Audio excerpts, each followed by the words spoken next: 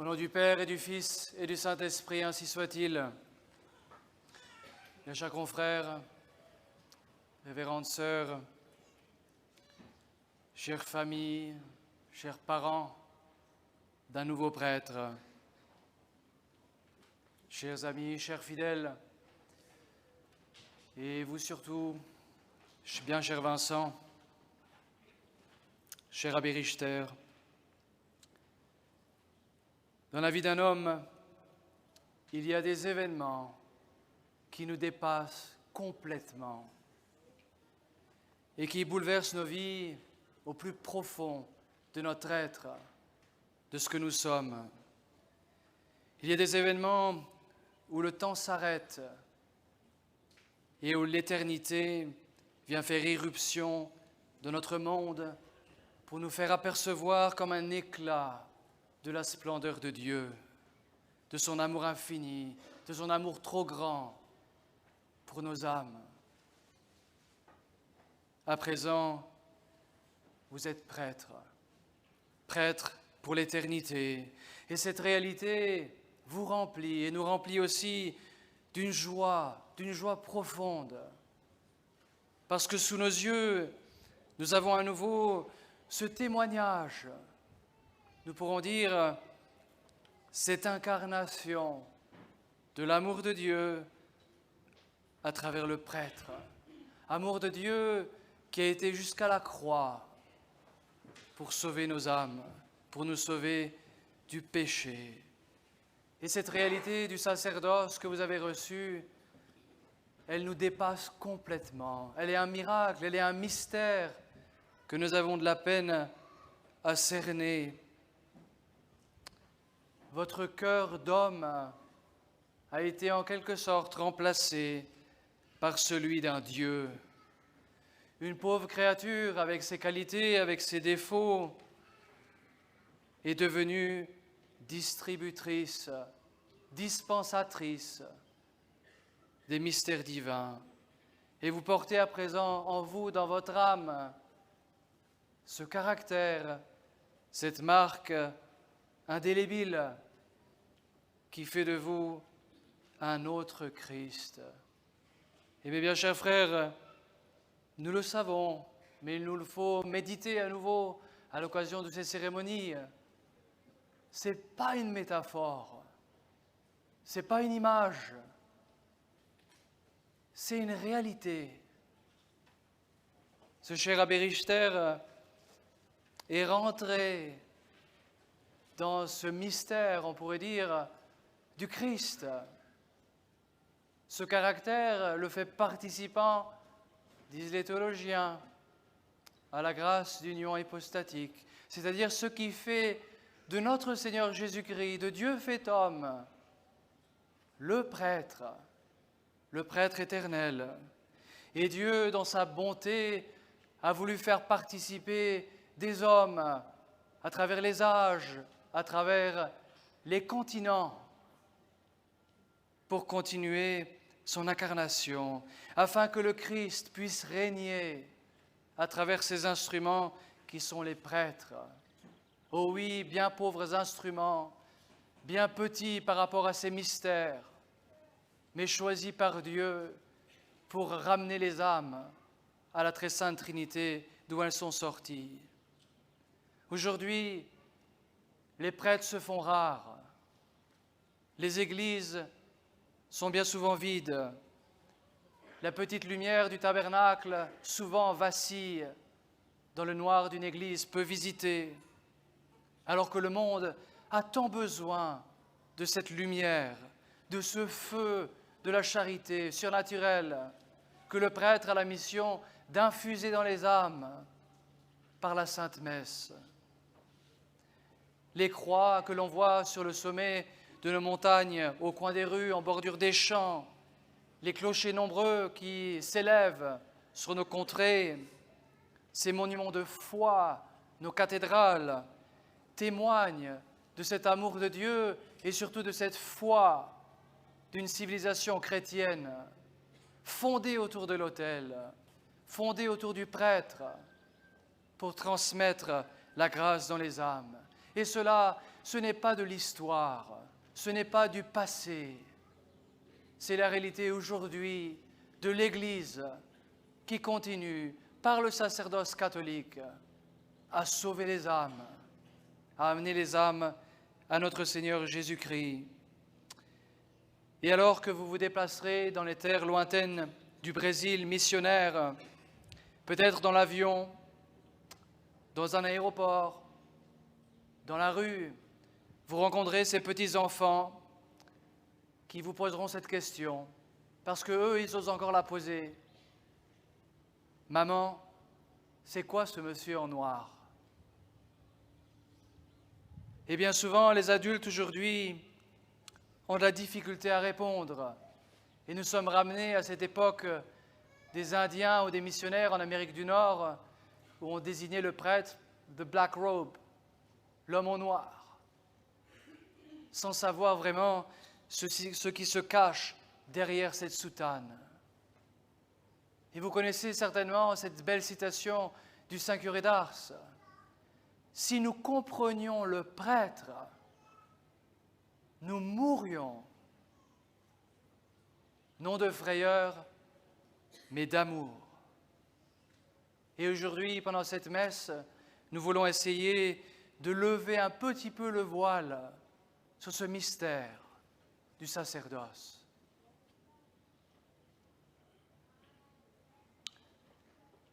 Was für eine Freude, heute einen neuen Priester zu haben für die Heilige Kirche. Freude für uns, Freude für den Priester, aber auch Freude für die ganze Kirche. Und Freude umso größer, dass heute selten dieser Wunder passiert. Gott, der allmächtige Gott, hat den Wesen eines Mannes so viel, so zu sich genommen, dass dieser Mann jetzt die Menschwerdung Christi fortsetzen wird. Und wir können sogar sagen, dass dieser Mann, dieser Priester jetzt ist wie eine neue Menschwerdung Christi, damit er sein Werk weiterführen kann, damit er die Seelen in der Zeit, in der Räumlichkeit, in der ganzen Welt berühren kann und zu ihm bringen kann.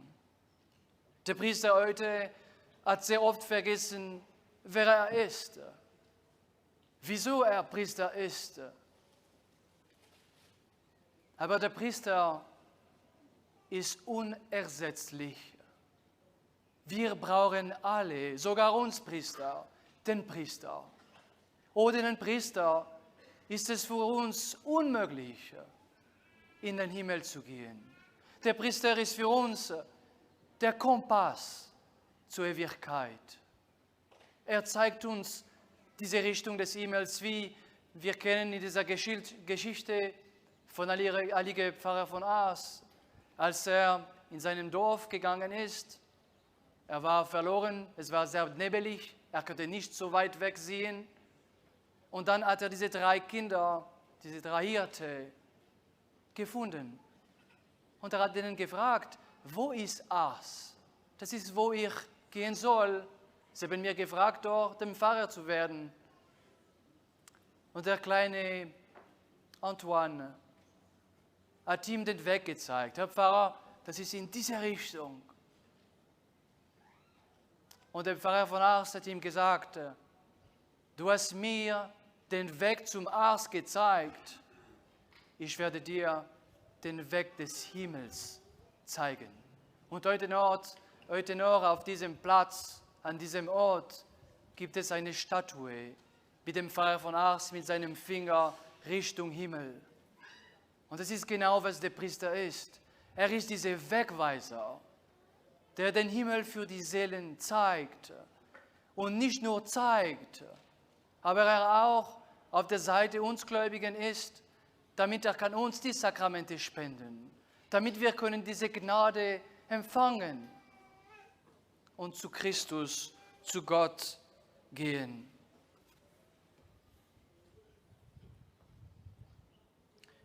Permettez-moi d'avancer simplement un point particulier après avoir montré l'importance de l'existence du prêtre. Et c'est la définition, on pourrait dire, de ce qu'est le prêtre. S'il fallait résumer le prêtre en une phrase, en un mot, le prêtre, c'est la messe. Parce que le prêtre, c'est l'homme du sacrifice. En continuant l'œuvre de notre Seigneur Jésus-Christ, il trouve son accomplissement, sa vie, son essence dans le saint sacrifice de la messe. Et plus le prêtre vit de sa messe, et plus, Vincent, vous rentrerez dans ces mystères que vous célébrerez chaque jour, plus vous deviendrez prêtre. Parce que justement, vous entrerez dans le cœur même de notre Seigneur Jésus-Christ, que vous pourrez ensuite donner aux âmes. Plus vous entrerez dans cette fournaise ardente de charité du cœur de Jésus pour en toucher les âmes, pour leur donner ce désir du ciel. Ici, dans nos contrées, en Belgique, mais aussi dans les pays où nos supérieurs voudront bien vous envoyer. Au cœur de la messe, avant la consécration, le prêtre se tourne une dernière fois vers les fidèles. Orate fratres, priez mes frères, car mon sacrifice, qui est aussi le vôtre, afin qu'il soit agréable à Dieu le Père Tout-Puissant. Voici l'office même du prêtre, d'être ce médiateur par la messe entre les hommes et Dieu. Et le prêtre l'est non seulement par la confession, non seulement par sa prédication, par les conseils qu'il donne aux fidèles, par les préparations au mariage ou aux différents sacrements, il l'est d'abord et essentiellement par la messe, par le saint sacrifice de la messe. Et on ne comprendra le prêtre qu'à mesure qu'on comprend ce qu'est la messe. Et si aujourd'hui nous assistons à cette crise d'identité du sacerdoce, c'est justement parce que le prêtre ne trouve plus dans la messe l'expression de ce qu'est le sacerdoce catholique, de ce qu'est ce sacrifice propitiatoire pour sauver nos péchés, pour racheter nos âmes et pour donner au Père Tout-Puissant l'hommage qui lui est dû par l'offrande de notre Seigneur Jésus-Christ lui-même, par les mains du prêtre. Et vous le savez, mes bien chers frères, la messe, comme le dit le Concile de Trente, c'est le renouvellement du sacrifice de la croix. C'est exactement le même sacrifice. Dieu, dans sa bonté, a voulu que l'instant central de l'histoire de l'humanité, le moment où son amour pour les hommes éclate, il a voulu que cet instant même soit reproduit sur nos autels, que des prêtres puissent aller partout afin de reproduire cette mort rédemptrice, afin que ces grâces qui s'écoulent de la croix, ce sang qui nous a rachetés, puissent couler sur nos âmes, encore une fois, par les mains du prêtre. Et le prêtre, en renouvelant la croix, pourra vraiment être le pontife, c'est-à-dire celui qui fait un pont après et avec notre Seigneur Jésus-Christ, qui est le seul prêtre, ce pont de bois, ce pont de la croix qui relie les hommes à Dieu, qui permet de passer ce fossé qui est celui du péché originel, celui du péché des hommes, de nos propres péchés, qui nous coupe de Dieu. Et c'est par le prêtre que nous avons accès à ce pont.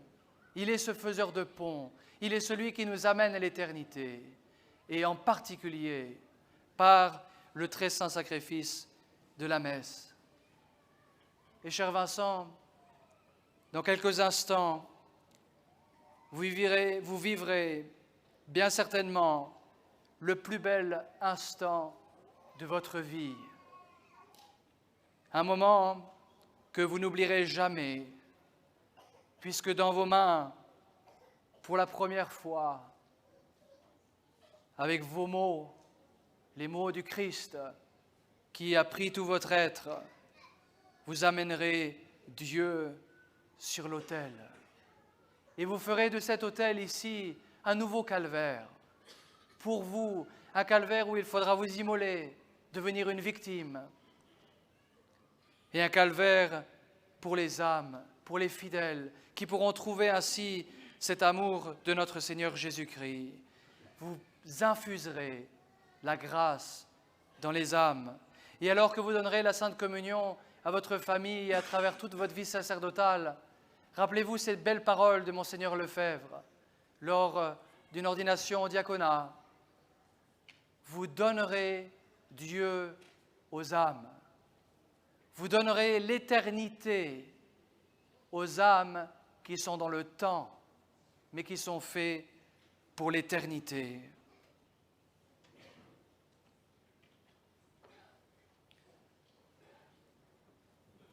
If we want to understand what the priest is,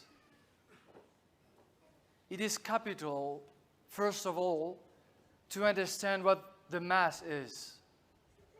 It is strictly impossible for us to understand anything at the priesthood if we not try, to the help of God's grace, to enter into the deep meaning of what the holy sacrifice of the Mass is.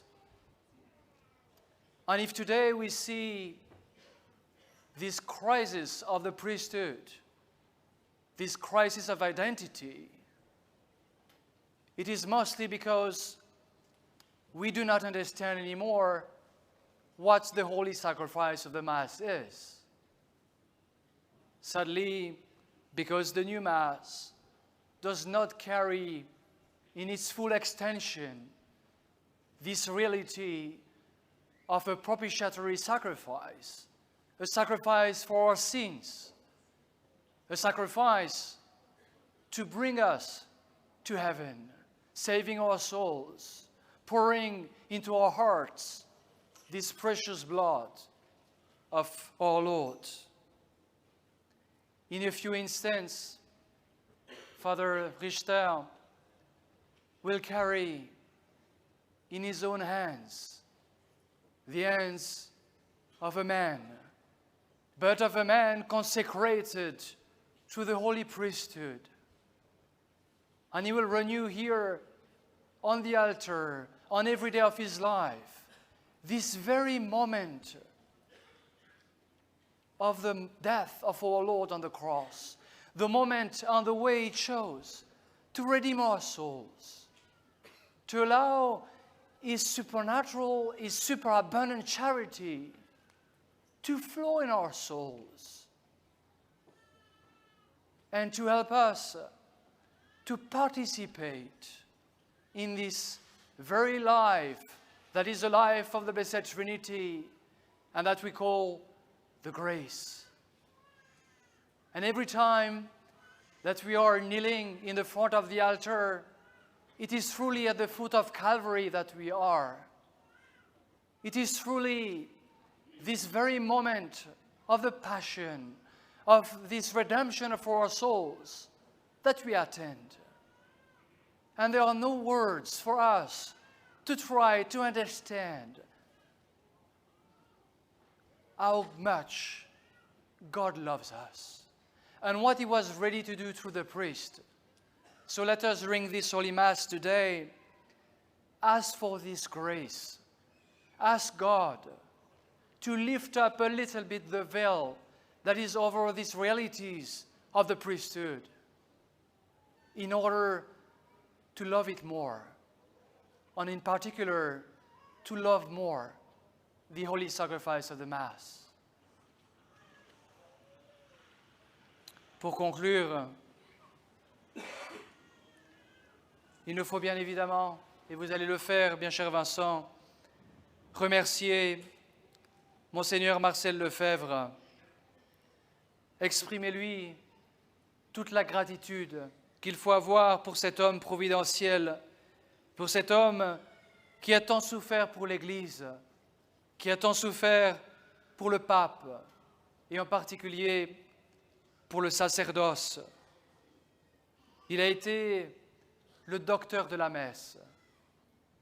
Et s'il a voulu, on pourrait dire forcé par la Providence, fonder cette petite œuvre de la fraternité sacerdotale Saint-Pédis, c'est d'abord et avant tout pour sauver le prêtre, pour faire de saints prêtres, des prêtres qui vivent de la messe, des prêtres qui rentrent dans ce sacrifice de la messe de toujours et qui en vivent, des prêtres qui soient des victimes d'immolation et qui continuent à travers toute leur vie, à chacun de leurs instants, dans chacune de leurs occupations, à reproduire le Christ, à incarner cet amour rédempteur. Et c'est pour cela aussi que demain, nous aurons ces ordinations ici même d'évêques pour transmettre le sacerdoce, pour que justement des prêtres catholiques continuent à sauver les âmes, à apporter cette nourriture avec cette charité missionnaire, avec cette foi intègre que Monseigneur Lefebvre a voulu nous donner. Il y a dans toute cette œuvre une fidélité profonde à l'Église, au sacerdoce. Et la plus belle façon pour nous, prêtres, de remercier Monseigneur Lefebvre, c'est d'être de saints prêtres. Et nous le serons par la messe, nous le serons par nos efforts quotidiens et par vous, bien chers fidèles, qui n'oublierez pas de prier pour l'abbé Vincent Richter, qui n'oublierez pas de prier pour ces prêtres, pour ces nouveaux évêques de demain, afin que justement ils soient saints, qu'ils soient des ministres de notre Seigneur, qui vraiment soient dignes de pouvoir le porter aux âmes et de continuer à apporter ce feu de la charité surnaturelle à travers toute la terre. Je voulais vous laisser les mots d'un missionnaire, Maurice Torné, qui est mort au Tibet en 1949, martyr, le jour de son ordination au sacerdoce. Il écrivait à sa famille qu'il ne pouvait pas être présent pour son ordination. « Mes chers papa, maman, votre fils est prêtre depuis hier. Gloire à Dieu, paix à vous. Il y a un Dieu qu'il faut servir de toutes ses forces. » On voit chez lui ce feu dévorant, ce désir de servir Dieu. Et il continue dans cette même lettre à ses frères et sœurs, et il leur dit « Demain matin, je dirai la messe pour vous et pour vos enfants. Jésus-Christ lui-même, entre mes mains, priera pour vous. » Et il continue « Ne craignez plus rien, je puis vous aider plus que jamais, et je le ferai. » Et je suis sûr que l'abbé Vincent vous le dit à vous tous, sa chère famille, en ce beau jour. Il le disait aussi à sa sœur Anna, qui était religieuse, sur l'autel où Jésus mourait, « J'ai déjà dit ton nom. » Alors demandons à la très sainte Vierge Marie, demandons au cœur immaculé de Marie, qu'elle garde ce sacerdoce, qu'elle aide Vincent à rentrer vraiment dans ce mystère du sacerdoce. Elle a été la cathédrale de la première ordination. C'est par son fiat que notre Seigneur Jésus-Christ est devenu prêtre. Au moment même où elle dit le fiat, Dieu prend chair dans son sein et devient prêtre, le seul prêtre, prêtre pour l'éternité. Et ce mystère qui s'est passé au moment de l'incarnation, il est tout orienté, il tend au pied de la croix, au stabat qui répond au fiat et à la corédemptrice. Et alors, allez auprès de cette corédemptrice, aimez-la de tout votre cœur et demandez-lui de vous faire entrer dans ce mystère de la croix. Demandez-lui de vous faire comprendre davantage ce qu'est le saint sacrifice de la messe, afin un jour de pouvoir retrouver tous les fidèles que vous aurez touchés par la grâce dans l'éternité bienheureuse du ciel Au nom du Père et du Fils et du Saint-Esprit, ainsi soit-il.